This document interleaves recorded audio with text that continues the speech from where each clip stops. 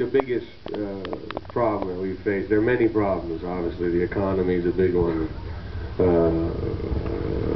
The health of all of us and our children and our families are huge ones. But the big one, the one that's sort of looming, hanging over us, getting bigger and bigger and uglier, is the fact that our planet will not sustain us if we continue living the way we are.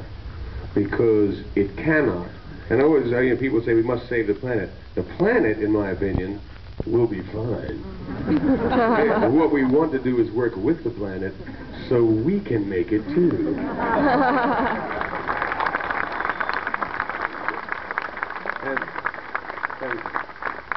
And the way that money works, because it generally is when it's collected together, it generally works regardless of us, because that's the design of the corporate model, is that it works regardless of how we are.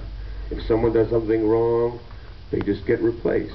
And the same mentality and the same philosophy of profit remains, and it remains in the hands of a few. And so it is essentially going to result in unhealthy practices, because it doesn't care, it cannot care, it is philosophically opposed to caring about us and our children. Anything for money, and anything to those who have it and will keep it.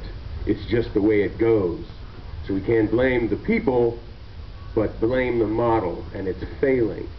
But what is happening with corporate farms is the very same thing. How do we make food the cheapest way we can, and use the land as recklessly as we can, in the cheapest way we can, and get as much food off of the land as we can, regardless of how good it is, and regardless of what it tastes like, and regardless of what it does to our children, so that we can get the bottom line.